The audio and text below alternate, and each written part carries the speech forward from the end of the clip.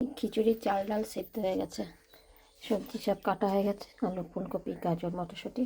আর বেগুন ভাজবো, বেগুনটা একটু নুন হলুদ মাখাই, নুন হলুদ মাখিয়ে এখন বেগুনটা রেখে দিই।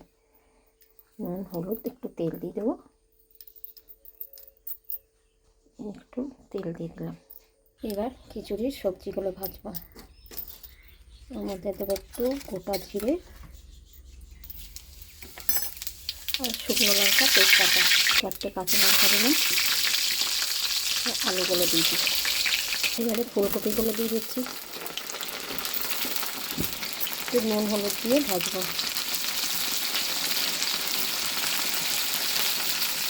এবারে গাজরগুলো দিয়ে দিচ্ছি, একটু পরে মটরশুঁটিটা দেবো। এবার টমেটো আর মটরশুঁটিটা দিয়ে দিচ্ছি এতে। শীতকালে খিচুড়িতে বেশ অনেক সবজি থাকবে, মটরশুঁটি গাজর টমেটো, শীতকালে তো খিচুড়ি খেতে মজা। এবার দিয়ে দেবো একটুখানি আদা বাটা, একটু জিরের গুঁড়ো দিলাম, এই ভাজার সময় একটু নুন দিচ্ছিলাম আর একটু দিলাম পরিমাণ মতো, আরও সবজি দিলাম যে নুন হলুদ। আর এবার দেবো একটুখানি গুড়ের পাউডার। খিচুড়ি একটুখানি মিষ্টি মিষ্টি ভালো লাগে বলো। এটা ভালো করে একটু কষে নিই।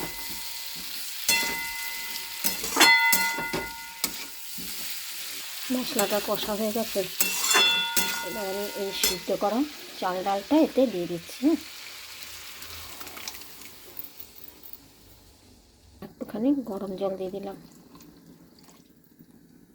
এই আমার খিচুড়ি হয়ে গেল। এবার আমি উপর থেকে একটুখানি গরম মশলা দেবো আর মাখন দেবো। এই দিলাম একটু গরম মশলা গুঁড়ো আর একটু মাখন দিয়ে দিলাম। তোমরা চাইলে ঘিও দিতে পারো, আমার ঘি নেই তাই মাখনই দিলাম। এই গরম মশলাটা আমার নিজের ঘরে বানানো, তো কেনা না। চলো তবে খিচুড়ি নামিয়ে নিই গরম গরম। এই দেখো খিচুড়ি আমার রেডি হয়ে গেল। উপর থেকে আর একটুখানি মাখন দিয়ে দিলাম। কেমন হয়েছে বলো তো? খিচুড়িটা দেখতে ভালো হয়েছে? ভালো হয়েছে, খেতেও ভালো হবে। চলো এবার বেগুনটা ভেজে নিই। গরম গরম কড়াই বসিয়েছি, এই দিয়ে দিলাম সর্ষের তেল। সবজি দেওয়া খিচুড়ি হলে আর কিছু লাগে না, একটুখানি ভাজা কিছু করে নিলেই হয়ে যায়। গরম গরম বেগুন ভাজছি। আমার আবার বেগুন ভাজা খেতে ভীষণ ভালো লাগে, সেই ভাতই হোক রুটি হোক খিচুড়ি হোক যাই হোক। আর রুটি হলে তো কোনো কথাই নেই, রুটি বেগুন ভাজা আর গুড়, ব্যাস। শীতকালে বলো এটা একদম পুরো জমে যাবে, একদম পারফেক্ট খাবার শীতকালের। কে কে খাওয়াবো বেগুন ভাজা দিয়ে রুটি? চলো ভাজা হয়ে গেছে বেগুন আমার, আর গরম গরম এবার খাবার পারি।